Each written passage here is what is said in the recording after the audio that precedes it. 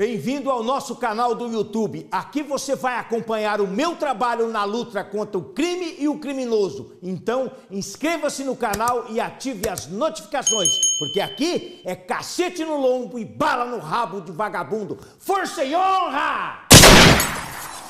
Agora sim a palavra ao senador Jorge Seife. General Augusto Heleno, meu nome é Jorge Seife, senador pelo estado de Santa Catarina. E uma das minhas grandes honras da vida é ter um pai militar e ter servido o meu Brasil ao lado do presidente Jair Bolsonaro e ao lado de pessoas honradas como o senhor. Enquanto senador da República, eleito por praticamente 1,5 milhão de votos, enquanto parlamentar, eu quero pedir perdão ao senhor pelas ofensas daqueles que não respeitam o Exército Brasileiro e não conhecem a sua história. Pessoas aqui, general, não sabem, não fazem ideia o que é uma Ordem do Mérito Naval, que é um título que o senhor tem, tampouco uma Ordem do Mérito Militar, uma Ordem do Mérito Aeronáutico, Mérito Judiciário Militar, Ordem de Rio Branco, Ordem do Mérito Judiciário Trabalhista, Ordem do Mérito da Defesa, Medalha Militar, Medalha Marechal Hermes, Medalha do Pacificador. O senhor é reconhecidamente uma liderança competente, capaz, patriota, pelo trabalho que o senhor fez no Haiti, no Amazonas, internacionalmente. O senhor é um patrimônio brasileiro. E ninguém vai lhe tirar isso, porque as palavras de meia dúzia o vento leva, porque não são capazes de chegar ao valor do chulé da sua meia. Não tem história, não sabe o que é exército, não sabe o que o senhor fez, dedicando 45 anos da sua vida, de 1966 a 2011, o senhor se dedicou à Pátria Amada Brasil. E eu sinto falta aqui que o senhor esteja devidamente fardado, porque o senhor, sim, deveria vir aqui fardado para honrar o nosso Exército Brasileiro. Teve um outro glúteo flácido que sentou aí, covarde, que traiu a pátria no dia 8 de janeiro. Mas o senhor é uma honra, o senhor é um prestígio, o senhor é uma bênção de Deus. Quero dizer mais. O senhor conhece os artigos 136 e 142 da Constituição Federal? Conheço. Se o senhor sabe e conhece que os artigos 136 e 142 existem na Constituição Federal, discutir sobre os artigos 136 e 142 dentro da Constituição Federal pode configurar em crime? Na sua opinião? Senador, eu peço desculpa a Vossa Excelência, eu vim aqui como testemunha e eu não tenho conhecimento jurídico para me posicionar em relação a isso. Conheço os dois artigos, estão sendo muito debatidos, vão continuar sendo debatidos, mas eu não tenho bagagem para Não tem problema, general. Eu entendo o seu temor, porque hoje não existe democracia no Brasil. Nós vivemos uma ditadura. Sabe por quê? Alexandre Garcia, um homem que eu respeito tanto quanto o senhor, reclamou de uma barragem que estourou no Rio Grande do Sul. Flávio Dino, apagador oficial de câmeras do Ministério da Justiça, que tinha 280 homens embaixo dele para ele dar um comando. Se ele fosse um gestor de verdade, um homem responsável, um homem público, de espírito público, ele falaria: ei, Ibanez não deu ordem, tem 280 homens debaixo de mim. Prenda, controle esses manifestantes. E agora sabe o que ele falou? Que foi criado o Ministério da Verdade pelo Bessias. Sabe o Bessias? Foi criado o Ministério da Verdade. Aí falaram, pela reclamação de um jornalista, ou seja, liberdade de expressão, lixo. Artigo 5º da Constituição, lixo. Artigo 220 da Constituição, General Heleno, lixo. E aí agora vão mandar a Polícia Federal, tweet de Flávio Dino, vão mandar a Polícia Federal por crime de fake news. Não há crime senão a lei anterior que o defina. Agora querem prender o jornalista porque ele reclamou que foram mortas pessoas do Rio Grande do Sul pelas barragens lá mal construídas, ou que abriram ou que fecharam com portas. Essa é a democracia que nós vivemos. Democracia, general. E eu duvido, eu conheço o senhor. Eu passei 4 anos nessa Brasília e quantas vezes tive a oportunidade de ouvir suas sábias palavras, ouvir do seu patriotismo, das suas missões, da sua trajetória, da sua família. E a minha família honrosamente conhece a do senhor e admira o senhor. E hoje o Brasil recebe ditador sanguinário que passa com tanque de guerra em cima de manifestantes, que tem uma sentença internacional de 15 milhões de dólares pelos seus crimes contra a humanidade e narcotráfico. O Exército Brasileiro, que não tem mais general Heleno, generais helenos, prestam continência e estendem tapete vermelho. Que triste para nossas Forças Armadas não terem homem de galhardia, de valentia, de coração como o senhor. Mas vamos lá, ainda tem 4 minutos e 20. General, As Forças Armadas, segundo aqui a imprensa e dados que levantamos, possuem 356 mil homens na ativa. Todas as Forças Armadas, Exército, Marinha e Aeronáutica. 356 mil homens.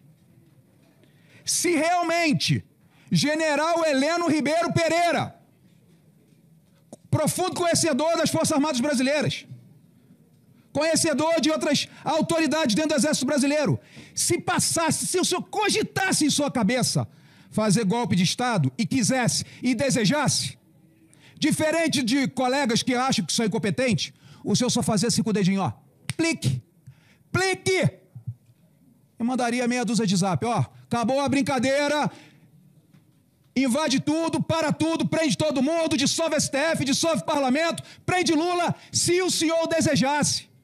Mas desconhece a tua trajetória, desconhece o teu prestígio, desconhece a tua força. Se o senhor quisesse, o senhor faria o tal do golpe. Eu estudo um pouco de golpes militares por todo o mundo. Panamá, Vietnã, Bolívia, Cuba, Venezuela e tantos outros, Camboja, já estudei vários. E eu vou lhe fazer agora a pergunta, general. O senhor já viu golpe de Estado sem liderança? Sem líder? Sem um cara que levantasse a espada pelos poderes de Grayskull? Ou então, independência ou morte, pelo Caxias? O senhor já viu algum golpe de militar sem líder? Não viu. Não precisa nem me responder. O senhor já viu golpe militar sem uma tiradeira ou uma arma de chumbinho ou Nerf? Não, quanto mais sem arma de fogo. Esse povo aqui não sabe a diferença de um calibre 22 para o 762. Não sabe o que é a força de umas Forças Armadas, general. Aí por isso que fica falando, ai, 64, golpe militar, Heleno, golpista. Eu tenho que rir, gargalhar de tanta idiotice. E como o senhor tem ouvido de mercador, que eu acho que já tinha abandonado a missão, já tinha levantado, mandado meia dúzia para aquele lugar e vazado. Porque o senhor é um homem de respeito. O senhor serviu ao nosso país e hoje ainda tem que ser ofendido por um monte de pirralho, ignorante, comunista, que presta continência para Maduro. Triste, general. Mas eu lhe peço perdão e receba meu perdão, meu amor, minha admiração, meu carinho, meu e de pelo menos os 70 milhões de brasileiros. Tenha certeza. Ou o senhor acha que o senhor aqui está sozinho? Ontem estive em Joinville, fazendo um exame no olho. Depois da Covid, meu olho ficou ruim. Aí, general, olha que bacana. Eu sou servidor público como o senhor. O povo paga meu salário. Eu sou servidor, sirvo ao público. Chego lá, Instituto Sadalamin, um médico honrado e de muita tradição no cuidado dos olhos. Ah, com certeza. Igual de um senador maravilhoso do meu estado. Ó, me atrapalhou, eu quero mais 5 minutos. Aí, presidente, sabe o que aconteceu? Fui comer um lanchinho, estava cheio da fome, passado o dia inteiro em agenda. Fez fila para tirar foto comigo. Quem sou eu?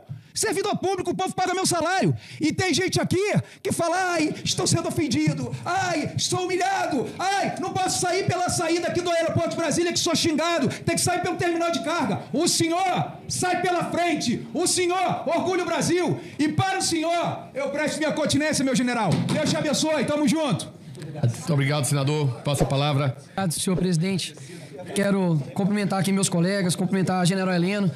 Eu gostaria de, rapidamente, ler aqui com quem nós estamos conversando. Afinal de contas, assim como Russell Kirk diz, nós somos anões em cima de ombros de gigantes. A gente só consegue enxergar lá na frente porque teve um gigante, que a gente se escorou nele. E isso é esse gigante, O senhor foi declarado aspirante oficial da Arma de Cavalaria em 69, na Academia Militar de Agulhas Negras. Como oficial superior, comandou a Escola Preparatória de Cadetes do Exército e foi adido militar na França e Bélgica.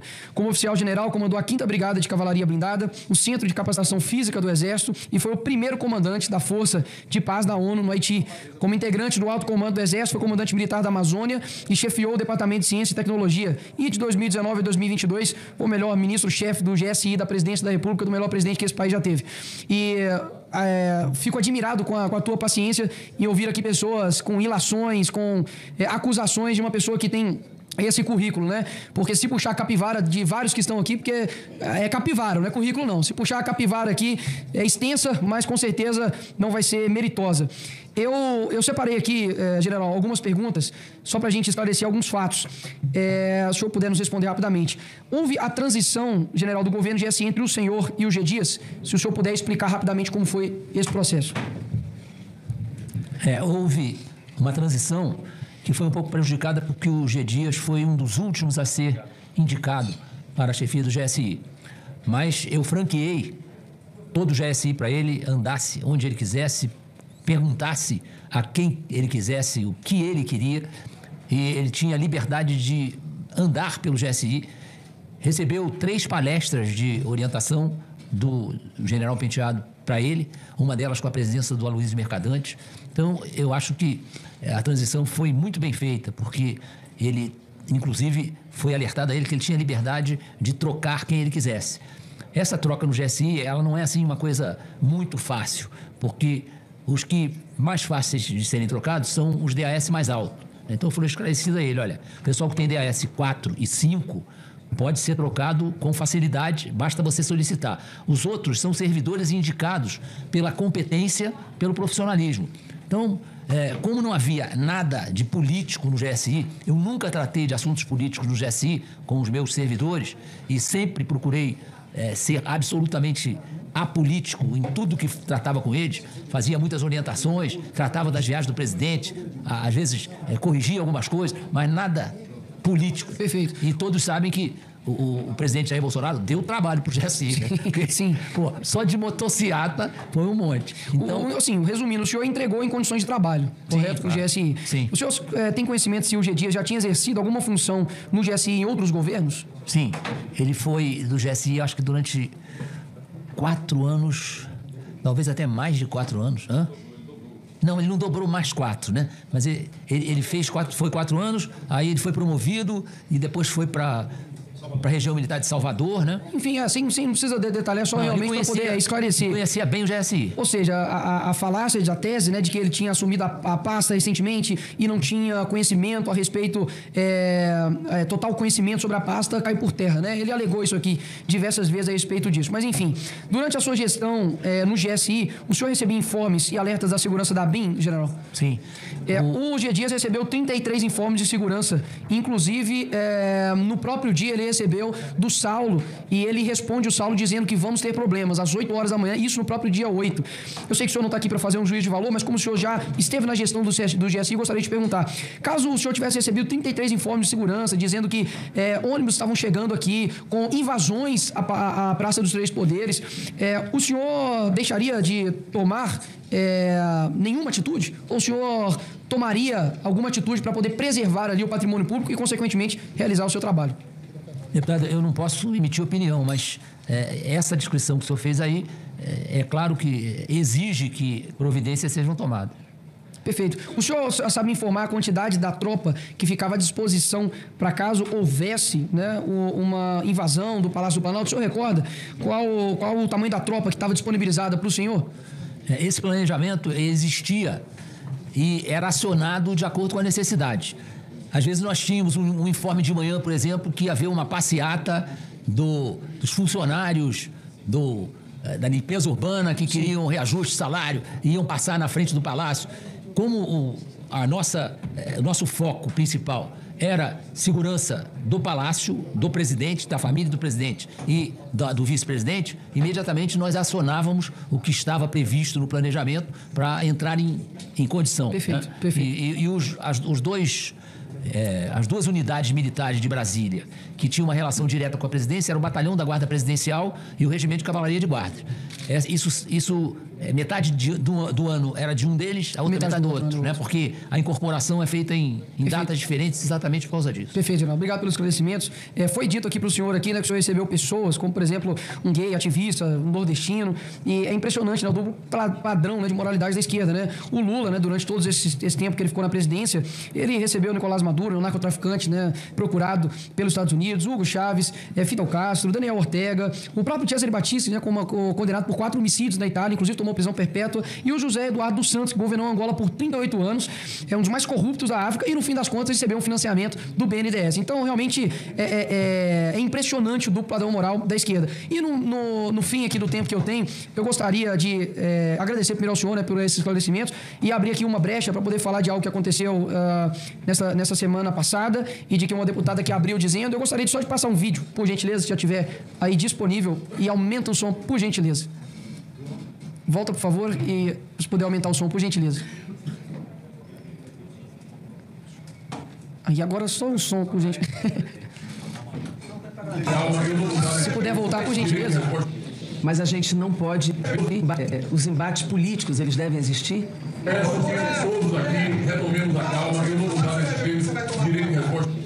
Mas a gente não pode deixar sem resposta, muitas vezes, agressões e mentiras que ocorrem dentro da política. Eu quero apenas registrar, presidente, que eu entrei com denúncia-crime na Polícia Federal, porque de quinta-feira para cá, em função de divulgações distorcidas, editadas e parciais...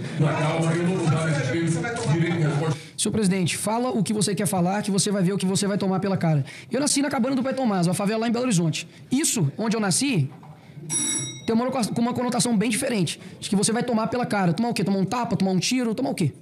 E caso eu dissesse isso, senhores, a minha vida seria um inferno. E com razão. E com razão. Só que olha só, por que eu me indigno com isso? Porque eles têm o aval de falar isso. Ainda recebem solidariedade. A mídia defende e aí coloca somente o trecho dela me chamando de moleque. E pergunto pra vocês isso porque alguém filmou e mostrou que o que ela disse realmente foi o que ela disse.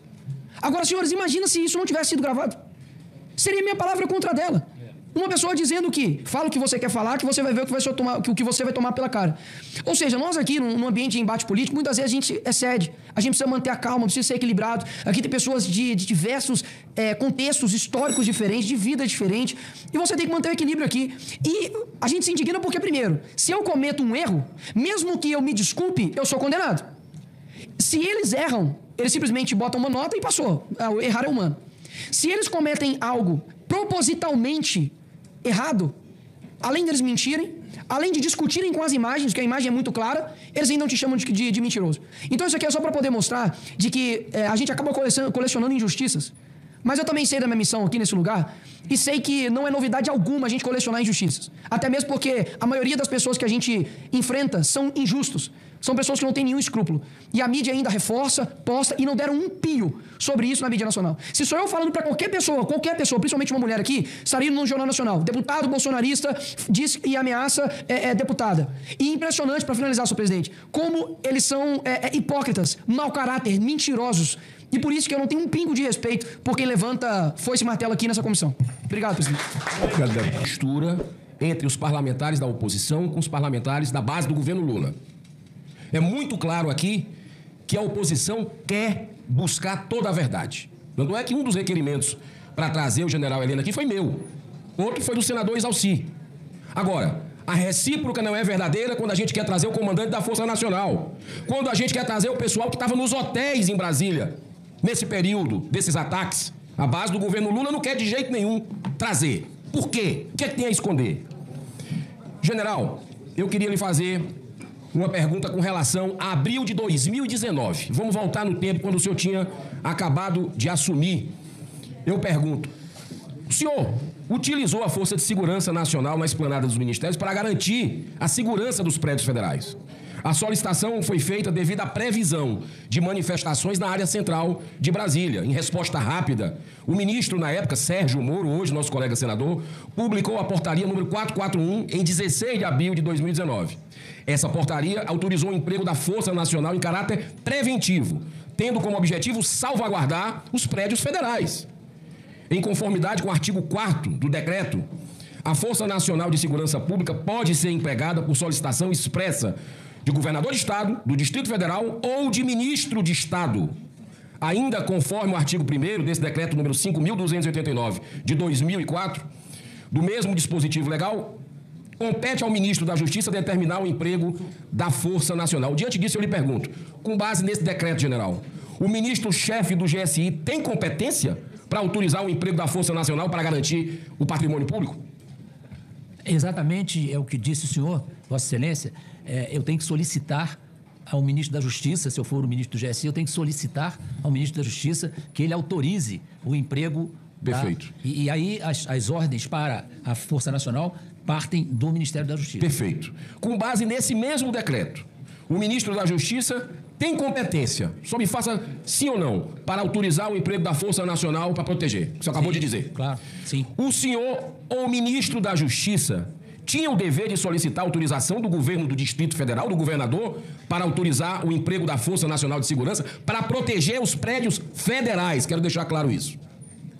Não é necessário, nesse caso, o risco que correm os prédios federais, o próprio efetivo da Polícia Militar do Distrito Federal, que é uma excelente polícia, bem equipada, mas ela não tem efetivo para garantir a segurança dos prédios onde estão os ministérios. Perfeito. Então é conveniente que não se esgotem os meios da Polícia Militar do Distrito Federal. Isso que a gente tem. Isso vai fazer falta. É isso que a gente tem batido. Por que o governo Lula não protegeu o patrimônio, não usando todos os recursos possíveis? Deixou quebrar. Isso está muito claro para todo brasileiro que está acompanhando essa CPMI ainda. Ali pergunta, no dia 8 de janeiro de 2023, a Força Nacional deveria ter sido acionada para assegurar a proteção dos prédios públicos federais? Eu não tenho condições de falar sobre isso, porque eu sou testemunha, eu não sou... Eu não posso dizer arte. Perfeito. Não tem como. De acordo com os meios de comunicação, o ministro da Justiça e Segurança Pública, Flávio Dino, estava acompanhando toda a movimentação da manifestação no seu gabinete, naquele 8 de janeiro de 2023. No entendimento do senhor, pela sua experiência, o ministro deveria ou não ter acionado a Força de Segurança Nacional para defender o prédio público do povo brasileiro, os prédios federais? Senador, Vossa Excelência, me desculpa, mas eu não posso dar opinião sobre uma ação que não dependia de mim. Ok. Eu vou pedir para passar um vídeo, a nossa secretaria sempre muito atenciosa, eu gostaria de pedir para passar um vídeo curto, por favor. Eu sou o diretor de uma polícia judiciária. Nosso papel foi fielmente cumprido porque eu recebi informações da minha área de inteligência, de nenhuma outra agência, mas da minha área de inteligência, e estive lá na Secretaria de Segurança no dia 7 de janeiro. Reunido com o secretário de Segurança, com a cúpula das instituições, e oficiei dentro do sistema no dia 7 de janeiro, dizendo, olha, essas pessoas não podem sair do acampamento porque eles vão depredar Supremo, Congresso e Planalto. Isso está no dia 7 escrito. Véspera, portanto, do quebra-quebra. O ministro Flávio Dino recebeu esse ofício, ele é meu chefe a quem eu direcionei, e encaminhou imediatamente e comunicou o governador. E essa sua comunicação, ela se baseava em informações coletadas pela Polícia Federal? Pela Polícia Federal. Informação de inteligência da minha equipe de inteligência. Está escancarado. Brasil, como diz meu colega senador Marcos Rogério, vai vendo Brasil. Está aí a escancarada omissão do governo federal, que é o diretor da Polícia Federal, Andrei Rodrigues, que inclusive tem um requerimento meu para vir essa comissão, era fundamental, soube antecipadamente dos riscos de violência aqui na esplanada do Ministério. Aliás, ele se reuniu, como disse no vídeo agora, na Secretaria de Segurança Pública do DF, apenas na véspera, ele já sabia desde o dia 5, mas se reuniu, olha só, na véspera da manifestação para comunicar suas preocupações diante das informações levantadas pela inteligência, senhor presidente. Ele é um colega, deputado, um delegado da Polícia Federal, por que não ligou para o senhor Anderson Torres? Por que não ligou quando soube, na sexta-feira? Por que foi às vésperas, quando estava já tudo sistematizado da invasão em Brasília? É estranho querer envolver apenas o governador Ibanez e o secretário Anderson Torres nisso? Por que ele não está? E por que ele determinou a prisão do Anderson Torres? Por que partiu dele? Foi para esconder a sua parcela de culpa, de omissão nisso?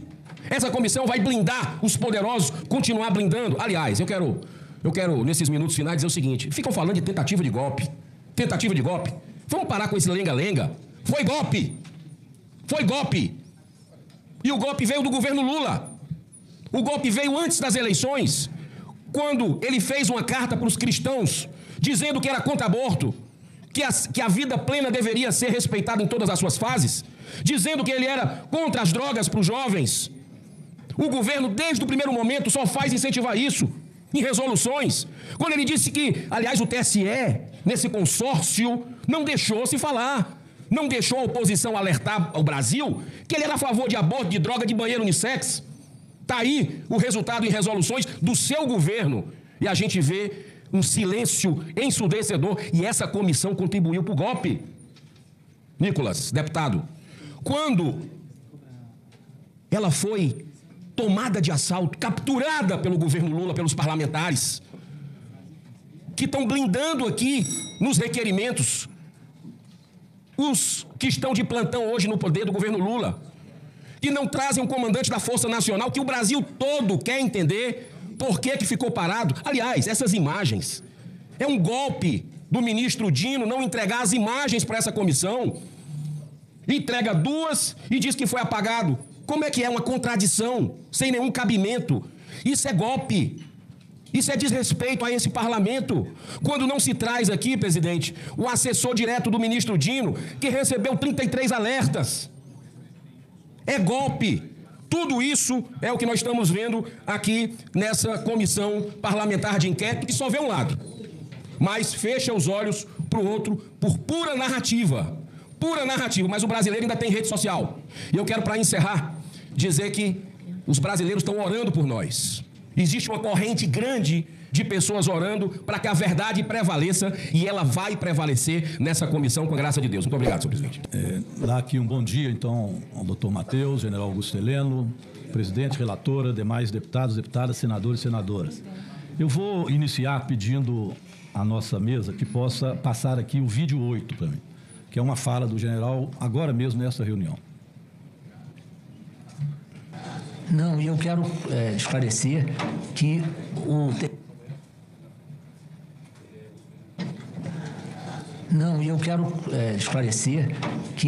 o tenente-coronel Mauro Cid, ele não participava de reuniões, ele era ajudante de ordens do presidente da República. Não existe essa figura do ajudante de ordem sentar numa reunião dos comandantes de força e participar da reunião. Isso é fantasia.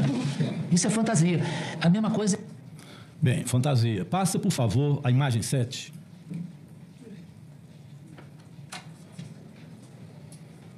Olha quem está ali. Palácio do Planalto, reunião com o ministro da Defesa e comandantes das Forças Armadas. Participam ali da reunião o ministro da Defesa, Fernando Azevedo, o secretário-geral do Ministério da Defesa, Almir Garnier Santos, aquele que é golpista, está lá, o Mauro Cid. E o general Heleno, que diz que ele também não costumava ir nas reuniões do comando das Forças Armadas. Se eu quiser, eu pego o vídeo, o senhor acabou de dizer isso. Está lá também. O senhor mentiu? De jeito nenhum. Eu era convocado quando o presidente precisava de um órgão de inteligência participar da reunião, ele me convocava, eu comparecia à reunião. E o Mauro Cid não sentava à mesa? Não, jamais. O senhor mentiu pra gente, o senhor me desculpe. O senhor não faltou com a verdade com a gente, eu vou explicar por que o senhor fez isso. Na verdade, o senhor quis proteger o Jair Bolsonaro como se Mauro Cid, e assim estava sendo interpretado, não participava das reuniões e, portanto, não podia fazer delação. Mas aí está Mauro Cid sentado à mesa, como sentou sempre e ouviu tudo aquilo que foi dito. Então é óbvio.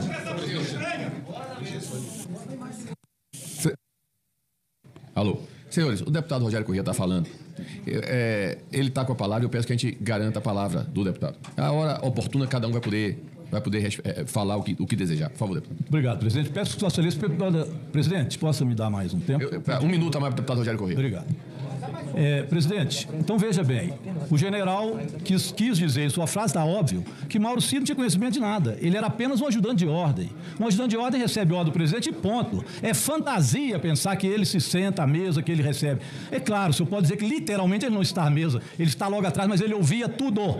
As delações dele servem como testemunha. É isso que está provado agora, o senhor queira ou não. Então essa é a primeira questão. O senhor quis passar uma impressão para a gente que, no meu entendimento, faltou com a verdade com o povo brasileiro.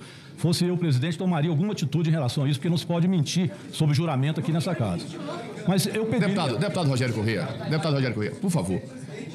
Eu vou falar ao final, por favor, continue. Presidente, volta então meu tempo novamente. Não, fala, já deu um minuto. Vai lá, deputado. Bem, eu pediria que passe o vídeo 6, por favor. Eu queria que o senhor repetisse a imagem. O senhor está dizendo... O Mauro Cid? O senhor está dizendo que eu faltei com a verdade. O senhor está dizendo que eu faltei com a verdade. Quem está faltando com a verdade é o senhor. Não, senhor. Ele... Não. Está ali, ó. Tá ali na foto. Não, senhor. Senhores, o senhor silêncio. Está lá. Ele está lá, a imagem é clara, ele está lá sentado na reunião das Forças Armadas.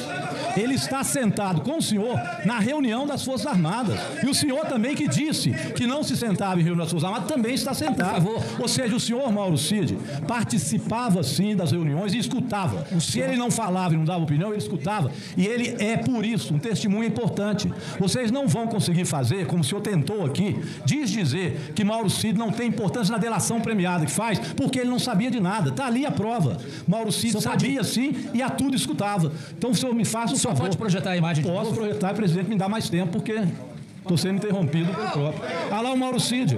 O senhor está vendo a situação do Mauro Cid? Está na reunião. O senhor está vendo a situação do Mauro Cid? Está ouvindo, general. O senhor não deixa falar? Eu não general, posso responder. Ele está ouvindo e está lá, atrás do senhor, ouvindo tudo. Mauro Cid ouvia tudo. Está bem claro. Mauro Cid ouvia tudo e Mauro Cid é sim um delator importante da delação premiada. Não adianta tentar tirar a imagem como se ele não participasse das reuniões e não soubesse o que está acontecendo. A imagem fala por 1000 palavras. Olha a posição. E você acha que ele não está escutando? Quantos ouvidos tem o Mauro Cid? É lógico que ele está escutando. Quantos ouvidos tem o Mauro Cid? Ele está escutando. Ele está escutando. Ele não dá parte. E ele vai delatar. Ele não participa. Isso. Ele não tem atuação. Ele vai delatar, nenhuma. Inclusive, o senhor. O senhor esteve na reunião. Não dá, né, presidente? O senhor esteve na reunião com o hacker? O senhor tomou café da manhã com o hacker? O senhor tomou café da manhã com o hacker junto com o Bolsonaro? Presidente, isso aí não é pergunta que... O senhor tomou café da manhã com o hacker junto com o Bolsonaro? Presidente. Mauro Cid diz que o senhor estava lá na reunião, que tomou café com o hacker. O senhor estava também? Eu vou ficar em silêncio. É claro. O Mauro Cid tem 2 ouvidos. Ali prova que ele tem 2 ouvidos. Vocês não vão conseguir calar a boca daquele que ouviu.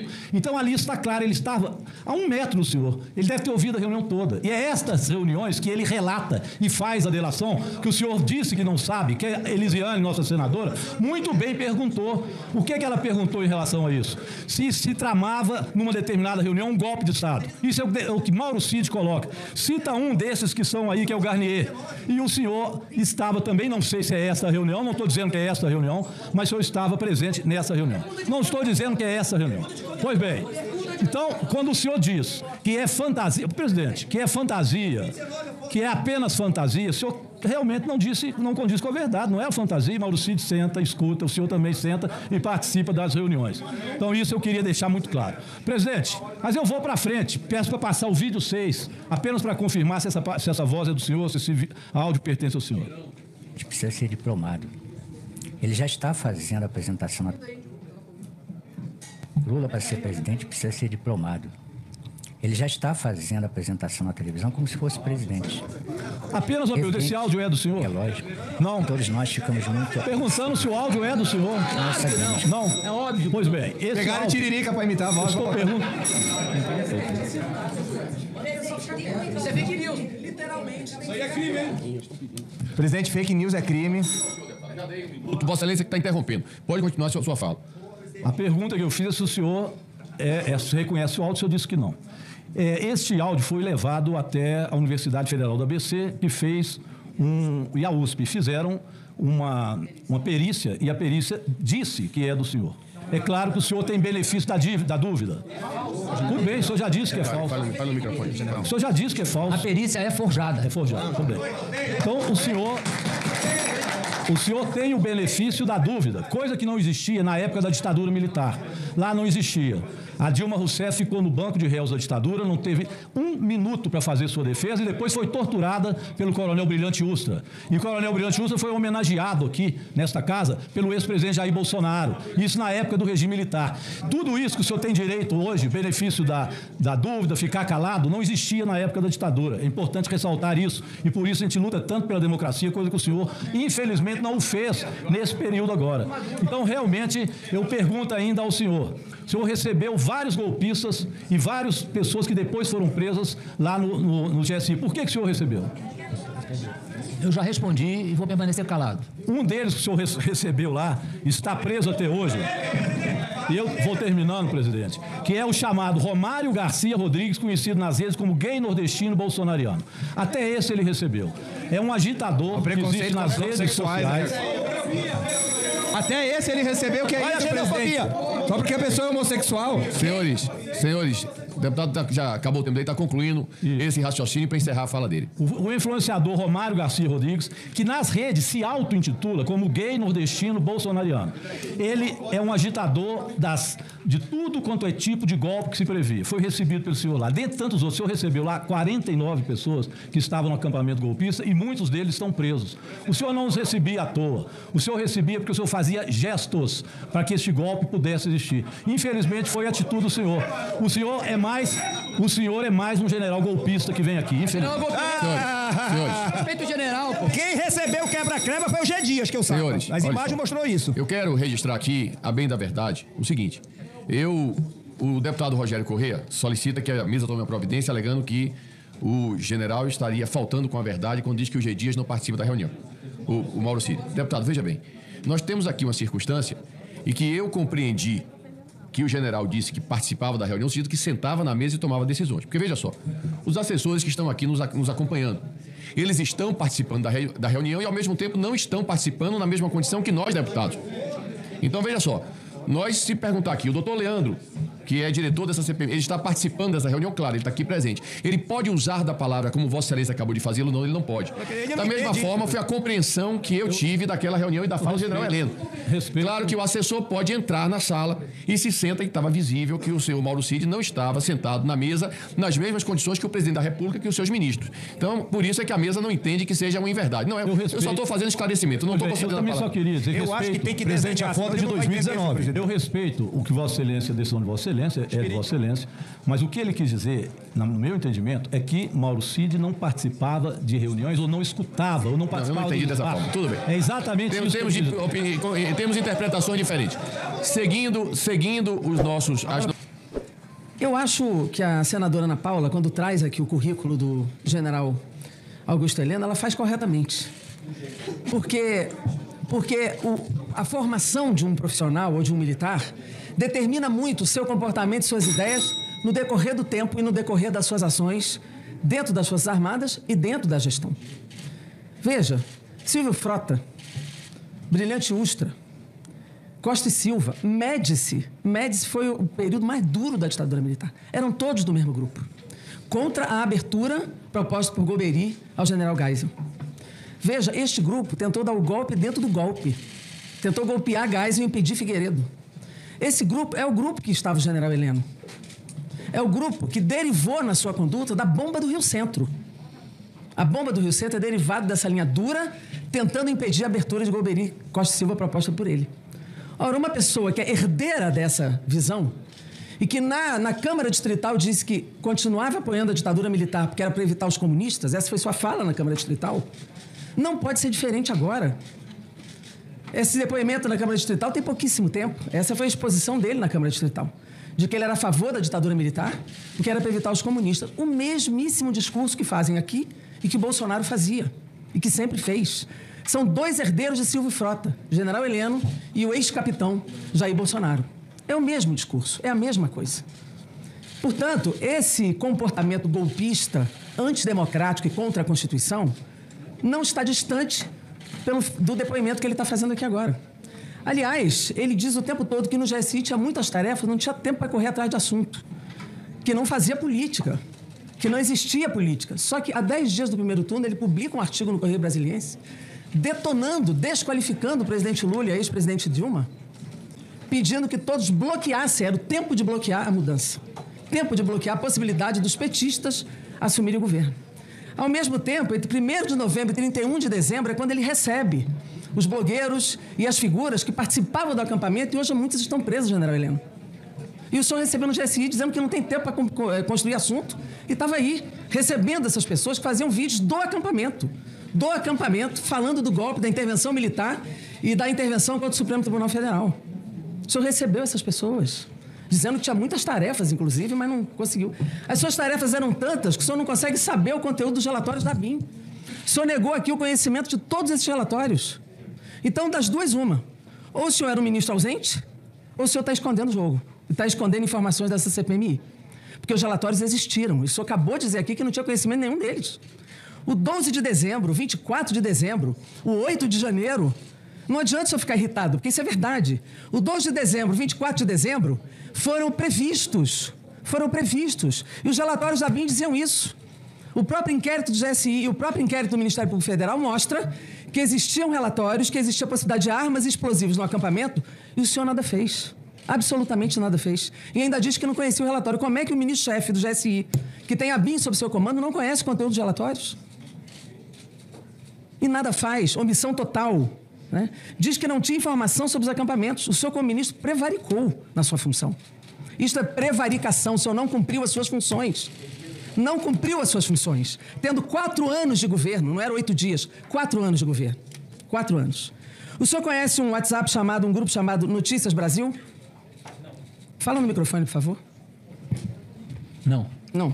Pois aqui o coronel reformado Francisco Della Mora afirma que o senhor não só participava do grupo, como o senhor lia as mensagens todas, e todas elas, sem exceção, com militares da ativa e da reserva, tinham teor golpista. O senhor nega a presença nesse grupo de WhatsApp? Eu participava de muitos grupos de WhatsApp, não me lembro desse nome, desse grupo. Esse grupo de WhatsApp com militares da ativa e da reserva, o senhor não lembra? Tinham muitos grupos de WhatsApp.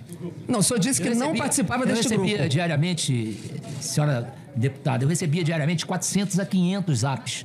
E não dava para perceber. Eu estou perguntando se o senhor participava deste grupo Notícias Brasil. Não me lembro. Ah, não lembra? Não. Tá certo. O senhor também não lembra da reunião do dia 22 de maio, onde Bolsonaro disse que ia intervir, principalmente na Polícia Federal, para impedir a investigação da sua família. Aqui, segundo a reportagem, estavam presentes o ministro-chefe da Casa Civil, Braga Neto, Luiz Eduardo Ramos e o senhor. O senhor lembra dessa reunião do dia 22 de maio? Não lembra também. Eu sou médico, eu vou acabar lhe dando um medicamento para a memória. De 21 de abril... Presidente, isso reunião, diz respeito ao 21 depoente, de abril, presidente. 21 de abril, Diz respeito ao depoente, 21 de abril, reunião ministerial pública. Essa foi publicada em grande mídia. Onde ali falou, passar boiada, Weintraub disse que os bandidos do STF era tudo bandido, que o Guedes disse que ia botar bomba na bolsa dos servidores, Bolsonaro aos palavrões, dizendo que precisava enfrentar o STF e que ia intervir na Polícia Federal. O senhor não estava nessa reunião também? Estava. Estava. E o senhor acha que essa reunião foi tranquila, foi formal? Era sigilosa. Sigilosa não, foi pública. Ela virou uma reunião pública. No Brasil, sigiloso é um mero aposto. E o senhor acha essa reunião normal, né? Pode falar o que quiser, o presidente da República. Graças a Deus. Tá bem. Nós estamos num país inclusive contra a Constituição, contra a autonomia da Polícia Federal, contra a ameaçar o Supremo, só acho que isso é normal. Isso já é análise. Isso é normal. Reunião acontece e aconteceu. Tá bem, tá bem. O senhor devolveu algum relógio Rolex a pedido do Tribunal de Contas da União? Devolvi. E o senhor tinha ficado com o relógio o senhor tinha ficado com o presente e só devolveu porque o TCU mandou devolver. Isso a senhora está dizendo. Eu estou perguntando. Então eu vou responder a sua pergunta. Eu vou responder se o senhor devolveu e por que devolveu. Não. Afirmou. Estou perguntando se o senhor ficou com o relógio e só respondeu por causa do TCU. Deixa eu responder. Estou perguntando, exatamente. O relógio estava comigo, tinha outros que receberam o relógio. O Comitê de Ética da Presidência da República foi consultado sobre o que fazer com os relógios, devolvia para a presidência, e o que veio como decisão da Comissão de Ética da Presidência foi que era um presente personalíssimo e que nós podíamos ficar com o relógio. Quando aconteceu o rumor agora, eu tenho pavor de andar com relógio melhor do que esse meu Cássio aqui vagabundo, porque eu não quero ser assaltado e perder a vida por causa de relógio. Então, eu não vou perder a vida por causa de relógio. Então, peguei o meu relógio, está aí o recibo, está aqui o recibo, fui ao Conselho de Ética da Presidência e entreguei o relógio. Para mim não faz falta nenhuma, porque eu realmente não faço nenhuma questão de andar com um relógio que é atrativo para bandido. Aqui é a informação do Tribunal de Contas, por isso que eu perguntei se foi por decisão do Tribunal de Contas, porque é a informação que a gente tem. Por fim, apenas colocar, tem um vídeo aí, por favor. O senhor lembra de ter apoiado os manifestantes após o segundo turno? Feito alguma declaração? Minha saudação. Não. Muito emocionado. Pode começar, por favor. Bom dia. Minha saudação muito emocionada a todas as senhoras e os senhores que são os grandes heróis do país hoje, que estão lutando para mostrar ao mundo que o país não aceita ter o presidente da República como nós conseguimos colocar nessa situação. Tá bom, pode interromper. Um cartão de visita para o mundo inteiro. Isso é 10 de novembro, é depois da eleição. O ministro federal do GSI sustenta, apoia e manda abraço aos patriotas, manifestantes que estão na rua, porque é importante não aceitar o presidente eleito. Essa é a fala do general Augusto Heleno. Isso só mostra o seguinte: general Heleno é a expressão da construção do golpe. E dizer o seguinte: Mauro Cid, ouvindo reuniões, para delatar, ele não precisa participar da reunião, basta ouvir. Um motorista já derrubou um presidente da República. na CPI que nós já participamos aqui, eu não sei se Vossa Excelência participou. Portanto, o que nós estamos falando aqui é de uma delação de alguém que ouvia tudo. E não quero me dizer que reunião de golpe é reunião informal. Quem quer fazer golpe não faz reunião formal. Chama para participar os seus, o seu núcleo, general Heleno. Por isso, é que não precisa nem dizer se ele participava ou não, o importante é que ele estava lá. E como testemunha é que ele vai delatar todos vocês. E que eu espero, sinceramente, que não haja anistia dessa vez para os responsáveis pelo golpe. E ao que tudo indica, o senhor participou de todo o processo golpista. Muito obrigado, deputada. Passa a palavra à última oradora inscrita nessa parte da manhã. Em seguida, vamos suspender a reunião. Eu passo a palavra à deputada Duda Salabert. Obrigado, presidente. Senhor presidente, desculpe. Pois não, deputado Ricardo Só uma Salles. intervenção rápida, 30 segundos. Deputado, se for uma questão de ordem, eu vou aceitar. Se for Vossa Excelência fazer alguma ponderação, não é nenhuma ponderação sobre a fala de quem quer que seja, eu não posso aceitar. Não será. Não é nenhuma ponderação. É só uma questão de ordem que diz respeito, quero crer, da ata que será extraída dessa reunião em função das informações trazidas. Só consignar que aquela fotografia que foi reiteradamente utilizada, ou tem sido argumentativamente como prova da presença do tenente-coronel Cid na reunião de alto comando, não o configura. Porque ali não havia comandante de forças, nem o comandante da Marinha e nem o comandante da Aeronáutica. Perfeitamente. Está registrada a palavra de Vossa Excelência. Eu queria registrar o contrário. Que lá... Deputado Rogério Carvalho, Rogério Corrêa, com a palavra a deputada Duda Salabert. Não precisa. Estava Garnier na reunião, ele não era ainda comandante. Estava Garnier, aquele almirante Viveiro. Porque aquela foto não é completa. Deputado Rogério Corrêa, eu não queria a palavra. Não queria a palavra. Com a palavra a deputada Duda Salabert. Você não deu a palavra. Duda. Fora de ordem não deu a palavra a ninguém. Deputada. Então. Obrigado, presidente. General Augusto Heleno, em um momento da reunião de hoje, o senhor disse que alguns parlamentares estão querendo lhe comprometer. Mas, na verdade, a sua biografia já o compromete. Para quem não sabe quem é o general Heleno, 4 tópicos sobre sua biografia. O senhor disse que a ditadura salvou o Brasil. Um dos momentos mais sombrios da história moderna do país, com torturas e mortes, o senhor dizendo que esse período salvou o Brasil. O senhor coordenou a Operação Punho de Ferro no Haiti, que resultou no massacre em um bairro pobre do Haiti de dezenas de crianças e mulheres também. O senhor... o senhor pode comentar sobre isso? Isto que é falado sobre Haiti, em relação à minha pessoa, não tem o menor fundamento. É uma mentira deslavada de uma parte da imprensa que me acusou de genocida, né? E eu saí do Haiti 4 meses depois do meu contrato com a ONU terminar, exatamente porque o secretário-geral da ONU pediu ao governo brasileiro a minha permanência. Eu nunca tive nem segurança pessoal no Haiti. Então, em nenhum momento, eu matei qualquer criança no Haiti. Eu entrava... Não disse que o senhor matou. Presidente, lógico que diz, presidente. Está colocando como ponto do currículo, imputando o crime, presidente. Imputando o crime. Deputada Mírio, a deputada está fazendo a sua fala e eu não vou admitir. Deputada Duda Salabert, você tem direito a mais 1 minuto. Obrigado, presidente. Então, retomando, o senhor disse que alguns parlamentares querem comprometer, mas a sua biografia o compromete. Repetindo, o senhor disse que a ditadura militar salvou o Brasil. O senhor coordenou a Operação Punho de Ferro no Haiti, que resultou no massacre e morte de dezenas de crianças e mulheres. O senhor tentou impedir... Esta afirmativa é mentirosa. Eu estou querendo proteger Vossa Excelência. Isso é uma afirmativa mentirosa. Se eu quiser, eu vou para a justiça, processo o senhor e boto o senhor na cadeia. A senhora não vai me ameaçar, não. É senhora, não é senhora. Não vai me ameaçar, não. O senhor coordenou, repito, é bom, porque nós não podemos apagar esses momentos históricos. O senhor coordenou a Operação Punho de Ferro no Haiti, que resultou no massacre em um bairro pobre com morte de dezenas de crianças e mulheres. O senhor tentou impedir a abertura política do país no contexto do governo Geisel. O senhor autorizou garimpo de ouro na região amazônica. Essa biografia do senhor, que o senhor tenta zombar, ou essa biografia que vai ficar para a história. Como disse quem me antecedeu, ao lado de inimigos da pátria como Ustra, como Médici, dentre outros. Então, o que eu queria dizer para o senhor é que, por mais que o senhor tenha uma patente elevada e uma história no Exército Brasileiro, para além da patente, para além das patentes, há uma questão fundamental de como se utilizou essas patentes. E, nesse sentido, o senhor hoje representa, sem a menor sombra de dúvida, restos da ditadura. O senhor é o resto da ditadura que vai ficar para o livro da história, porque esse resto ecoou, inclusive, nos golpistas que tentaram, no dia 8 de janeiro, aplicar, de fato, o golpe no Brasil, como filhotes da ditadura. E aí, nesse sentido, o senhor pode fazer essas expressões né? Porque, como o deputado Rogério comentou, e a Jandira reforçou, há dois lados na história. De um lado, esse lado de resto da ditadura que o senhor representa, e o outro lado que a história está se clareando e ficando cada vez mais evidente. E nesse sentido, se os senhores e outros generais escaparam na anistia que teve pós-ditadura militar, tenho certeza que não vão escapar agora. Porque se há justiça no Brasil, e se de fato houver justiça no Brasil, o senhor vai sair preso no final dessa CPMI. Porque tudo tem apontado... Presidente, aí temos que fazer um investigado, ele é testemunha, vai ficar presidente. São ofensas reiteradas ao depoente. Não teve ofensa, não. O senador não pode interromper assim a deputada, não. A deputada está falando, eu peço a todos que respeitem a palavra da deputada.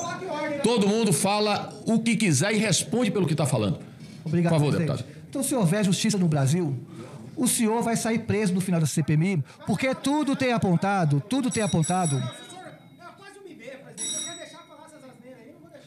O senhor respeite a minha fala, e não há asneira nenhuma aqui. Deputado Abílio, eu estou lhe chamando a atenção pela primeira vez.